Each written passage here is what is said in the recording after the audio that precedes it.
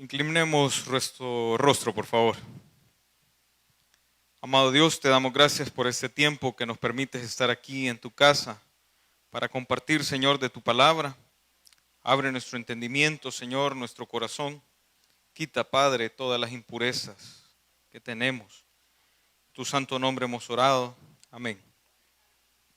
El tema, hermanos, desde ya lo voy a decir, el Señor me abordó por una madrugada, ¿verdad?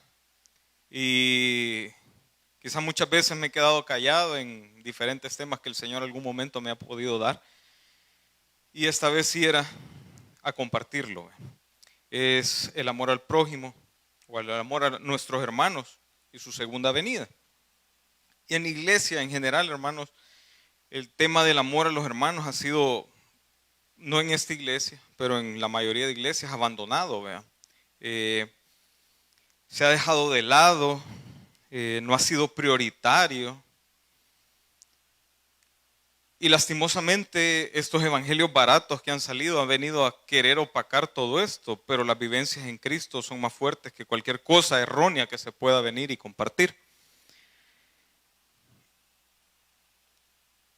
Hay dos pilares fundamentales en la Escritura y me gustaría que leamos Mateo 22 del 37 al 40.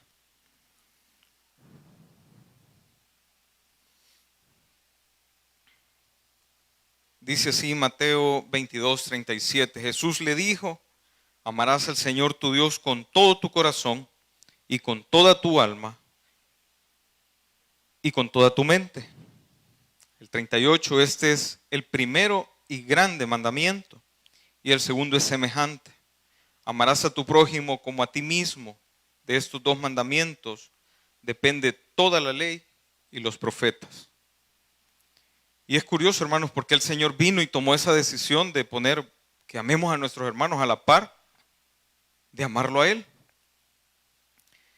Y en las decisiones que el Señor tomó el momento que vino en la tierra fue elegir 12 hombres comunes y corrientes, recaudadores de impuestos, pecadores, que la mayoría no aceptaba, ¿verdad? Hombres que se dedicaban a la pesca. Y Él tenía un propósito: primero, que se ejercitaran en el amor a Él, en el amor a su Salvador. Y el segundo, mantenerlos unidos para que se aprendieran a amar entre ellos con todas las diferencias que tenían. Aún entre los que Él eligió había uno que era ladrón y mentiroso, ¿verdad? Y realmente, si vemos las congregaciones en general, hay de todo dentro de las congregaciones. Y podemos decir, bueno, ¿y por qué lo permite el Señor? Vea que hay un hermano que le guste lo ajeno, porque haya otro que le guste mentir, porque haya otro que le guste difamar. Y el simple hecho es para que nos podamos ejercitar en todo lo que su palabra menciona. Ahora bien, va a llegar el día en que cada uno va a dar cuentas individualmente, por separado, pero un punto que se nos va a preguntar, y no es opcional, y el Señor tiene esa pregunta para ese día que nos presentemos, es si realmente amamos a nuestros hermanos con los que nos congregábamos.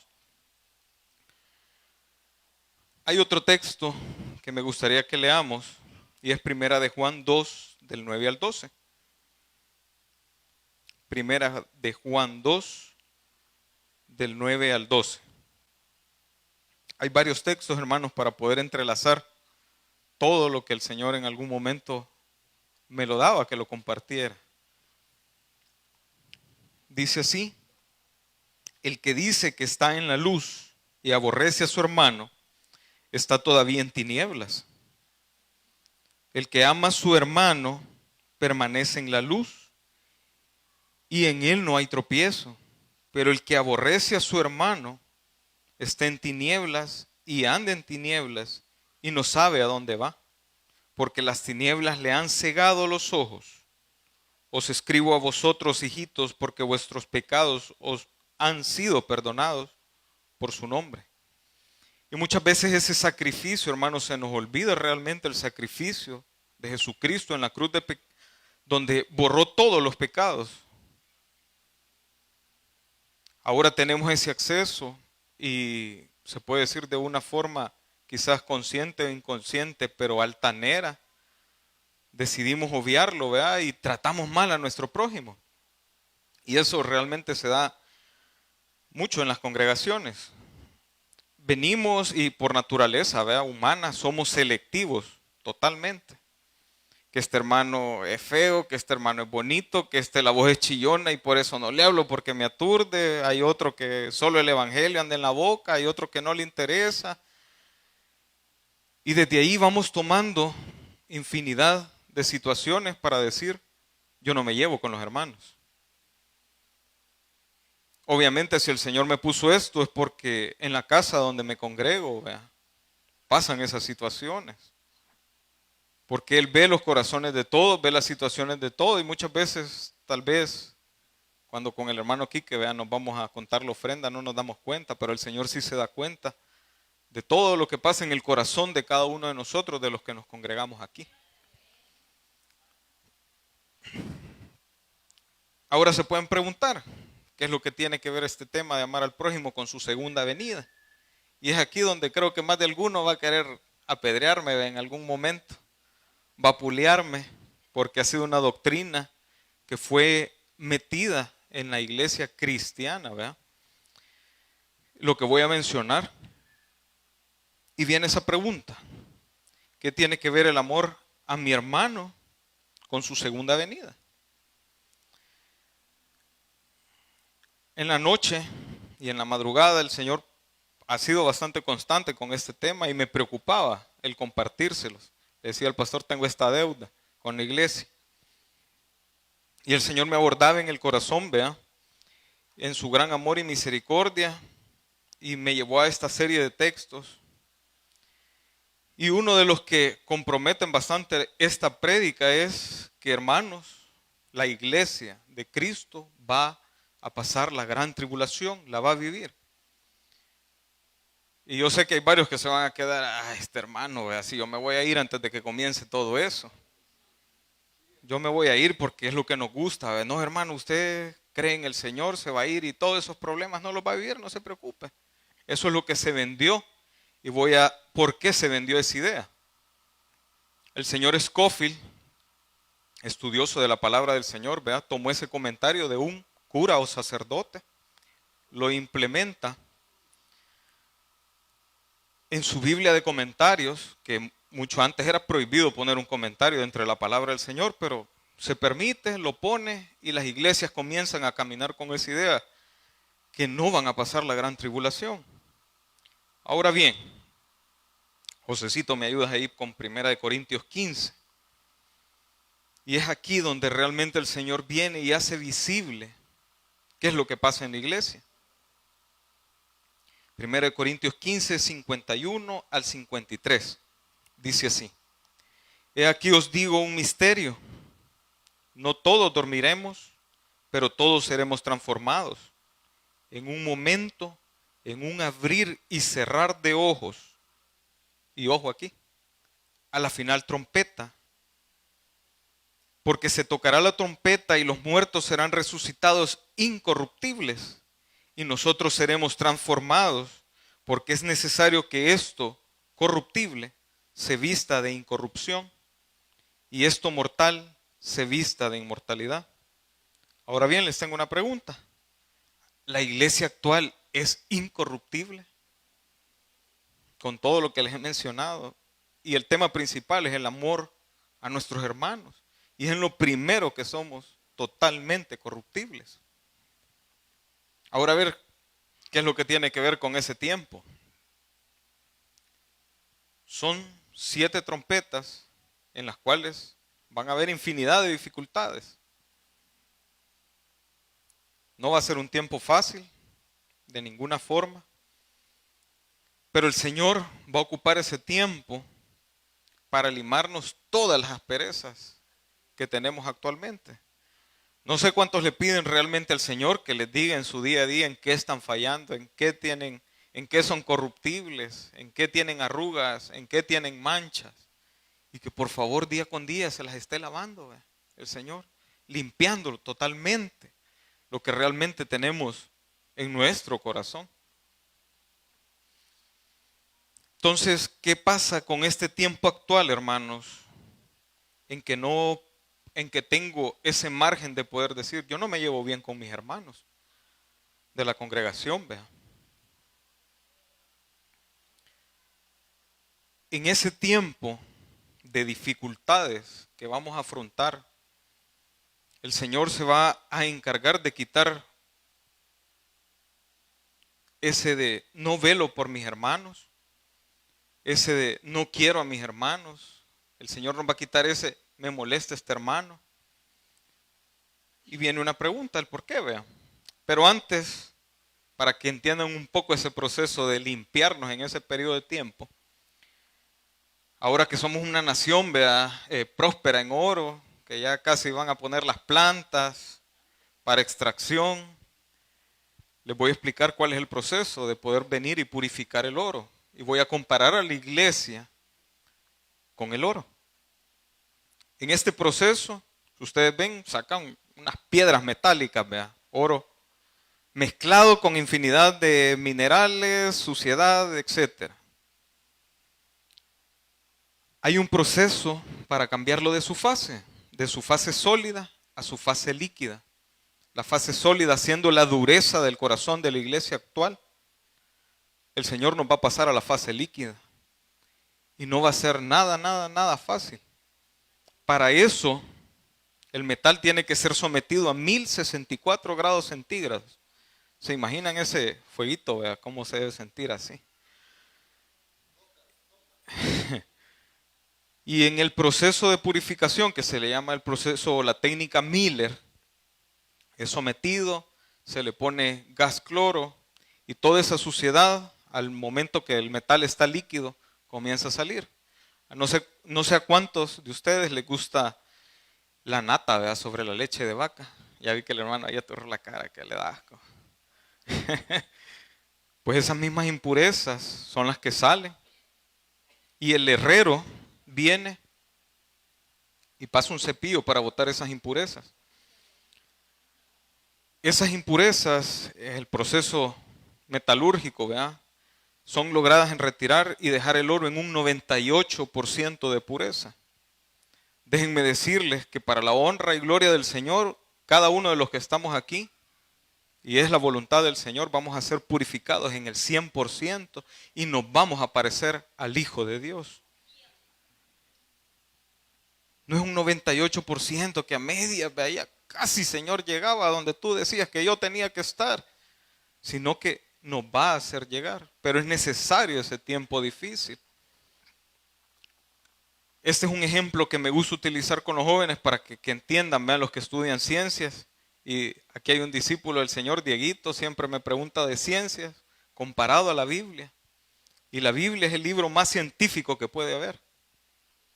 El que no lo quiere leer, y déjenme decirle, las eminencias más grandes de la ciencia se encuentran en Israel y son cristianos, premios Nobel, reconociendo a su Señor y Salvador. Entonces, este proceso de purificación, hermanos, es necesario. ¿Para qué me van a decir? Para que con mucho gozo podamos cantar un corito viejísimo. Apocalipsis 19 del 7 al 8. Dice, voy a esperar a José. Gocémonos y alegrémonos y démosle gloria porque han llegado las bodas del Cordero y su esposa se ha preparado y a ella se le ha concedido que se vista de lino fino, limpio y resplandeciente, porque el lino fino son las acciones justas de los santos. Y les doy otra pregunta, hermano, ¿qué pregunta van a decirme? Pero ¿acaso no es justo que amemos a nuestros hermanos, siendo Él el que dio su vida en esa cruz para que todos fuéramos aceptos en el amado, dice su palabra? Eso es justicia. Entonces, como somos injustos al no amar a nuestros hermanos, pasamos la purificación y Él nos lleva a justicia. Esa resurrección que va a ser después de la séptima trompeta es para vida, hermanos. Después vienen las 7 copas de la ira de Dios y esa otra resurrección es para muerte. Y de ahí todos se presentan delante del gran trono blanco. Pero el Señor, lo considero yo, ¿verdad? Es mi opinión, si nos hace pasar por la gran tribulación para que amemos a nuestros hermanos, es porque su misericordia es tan grande e invaluable que ahorita esta carne no nos permite comprenderlo. Ahora bien, les hacía la pregunta, ¿por qué se necesita este tiempo difícil? En ese momento que yo se lo pregunté al Señor, me mandó un versículo que es tan sencillo, pero tan sencillo. Pero en ese momento la pregunta fue sustentada en todo. Y es Proverbios 17:17, no sé cuántos se lo pueden de memoria. Dice, en todo tiempo ama el amigo, y es como un hermano en tiempo de angustia. Necesitamos la angustia para que llegue el día en que nos tratemos realmente como hermanos. Y ese momento va a ser la tribulación. Hay unos, obviamente, que se van a ir de la iglesia, ¿verdad? Porque aquí nos van a perseguir. Hay otros que hasta su misma familia posiblemente los entregue, ¿verdad? Los que se llevan bien con toda la familia. Y en ese tiempo difícil solo van a perseverar entre hijos de Dios. Ahora bien, unos me pueden decir, bueno, ¿y por qué, hermano? Realmente es difícil, pues, el tiempo malo. Nadie quiere tiempos malos. Creo que ninguno quiere un tiempo malo aquí en su vida. Pero no sé si se han dado cuenta que es cuando el Señor obra, es para la honra y gloria de Él y logra hacer un cambio en nosotros. Si no tenía paciencia, aprende la paciencia. Y ni modo, nos toca las malas. De igual manera, así será este tiempo. ¿Qué quiere decir todo esto, hermanos? Que si no podemos perdonar, si no nos podemos ayudar, si no podemos ser compasivos, si seguimos siendo mezquinos, quiere decir que seguimos en esclavitud, así como leí al principio, ¿verdad? Primera de Juan. Entonces viene la pregunta y es para la congregación, ¿en dónde ha quedado el entendimiento del sacrificio en la cruz del Calvario? Y este tiempo, hermanos, como iglesia es necesario que comencemos a cambiar. Estamos en el periodo de la gracia, así le llamamos.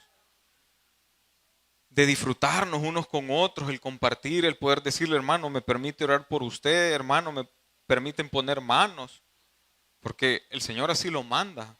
Y no es que el hermano sea el gran poderoso, si el poder es de Cristo. Pero el Señor nos escoge como instrumentos y si Él ve humildad en toda la congregación, en toda la iglesia, pasarían cosas más sobrenaturales de lo que realmente cada uno de los que estamos aquí hemos sido testigos. Porque si yo le pregunto a los chicos y seguido se los he preguntado, ¿escucharon la palabra de este día que el Señor dio a través del hermano tal? Y me dicen sí. ¿Qué piensan hacer con ella? Seguirla. Es un consejo que viene del Señor.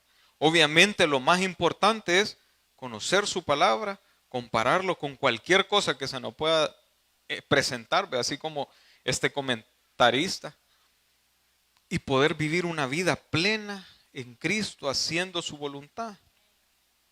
Ahora bien, ¿qué pasa? Hay una pregunta, ¿por qué la iglesia teme a la muerte? Si sabe que va a una vida eterna a través de pasar por ese proceso, ¿ves? Si es que morimos. Quiere decir que no está siendo claro en nuestro corazón aquello en lo que decimos que hemos creído. Y muchas veces nos jactamos que hemos nacido de nuevo, mas sin embargo no presentamos frutos de arrepentimiento. Demostramos que por fuera somos santos, sin embargo Él conoce nuestro corazón.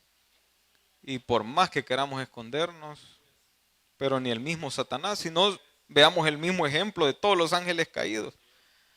Yo creo que si tuvieran la oportunidad de venir a arrepentirse, muchos lo hicieran, porque saben de lo que en aquel momento tal vez fueron engañados algunos, otros tomaron la decisión.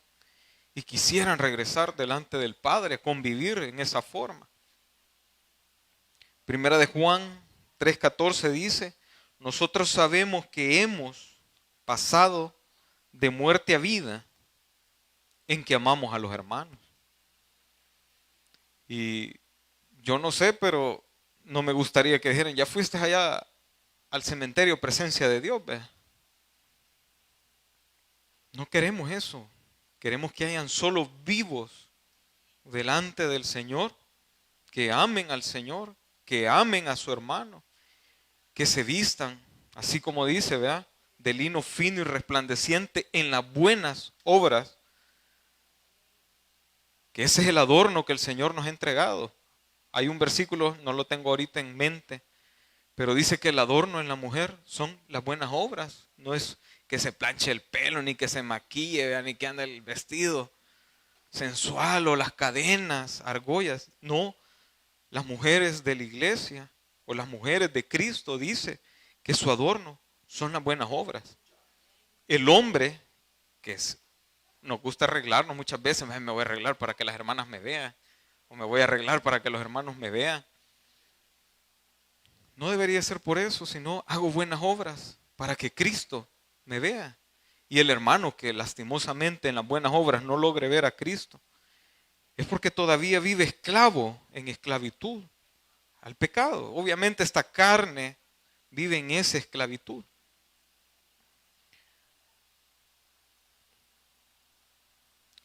Si creemos en el amor de Dios, si somos conscientes que no deberíamos de ser salvos por ser pecadores, hermanos, tenemos que buscar de Dios para que la dureza de nuestros corazones, que la verdad ha venido creciendo en vez de decrecer. Problemas en el trabajo, problemas en la casa, etcétera. Y comienza aquella dureza a crecer y a dejar la obra de Cristo como escondida en nuestros corazones. Sin embargo, si día con día nos acercáramos al Señor para que Él nos diera ese reflejo, en vez de volvernos oscuros y opacos, nos volveríamos, sería una luz en nuestro rostro, así como Moisés cuando se presentaba delante del Señor. Y cualquiera diría, bueno, y este hermano que no está en problemado, que este hermano no tiene deudas, que este hermano perdió el trabajo, pero brilla más que aquellos que ganan mucho. Es necesario, hermanos, que reconozcamos en cómo estamos afectando a la misma congregación. Y no solo voy a hablar de los hermanos que los reciben allá en la puerta, vea si me sonríe, si no me sonríe, sino es en general. Desde cómo yo recibo a un chiquitín de 1 año, de cómo yo recibo a uno de 10 años, de cómo yo recibo a un anciano de 80 años. Todo eso, hermanos, pesa mucho. Yo voy a tomar un ejemplo que muchas veces he visto aquí en la congregación. Viene una persona tomada y salen corriendo. Y no debería ser así. El Señor jamás corrió cuando se le acercó, pero ni un endemoniado. Sino que vino, oró por él, lo tomó. Obviamente el Señor lo restituyó en el momento. Pero tenemos la oportunidad de poder venir y darle un plato de comida a alguien, de darle un vaso de café y demostrar en algo tan pequeño el gran amor que el Señor ha tenido por cada uno de nosotros. Les dejo de tarea, hermanos, el tema, medítenlo, porque la iglesia, esta iglesia en específico, porque es la que conozco, lo necesita en gran manera. No todo es trabajo del pastor. El pastor está como un guía de la congregación. No es todo trabajo de los ancianos. Tenemos que compartir, ¿verdad?, más como congregación en Cristo Jesús. Y es de la única manera, hermanos,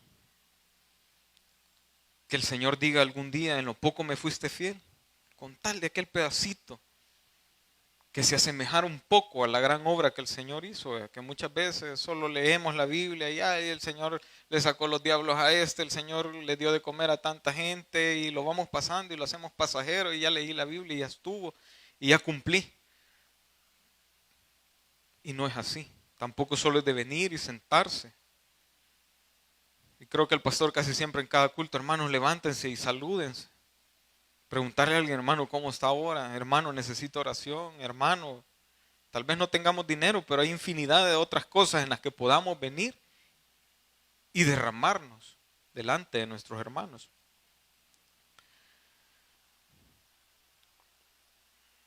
Les dejo de tarea Apocalipsis para que entiendan lo que hablé.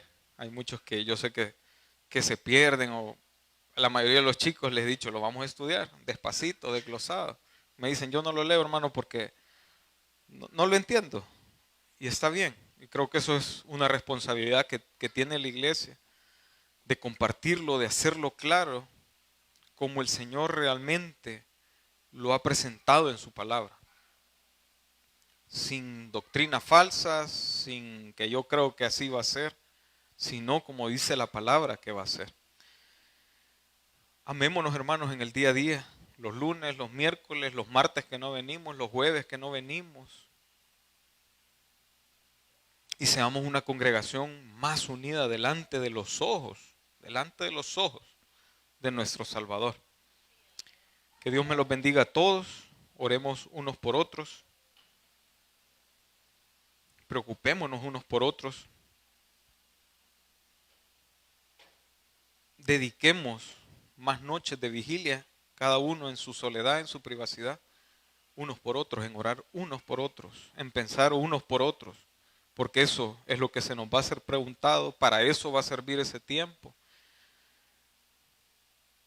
No podemos seguir siendo indiferentes delante de nuestro Señor, ¿verdad? Delante de su sacrificio, que con mucho amor lo realizó. Dios me los bendiga, hermanos.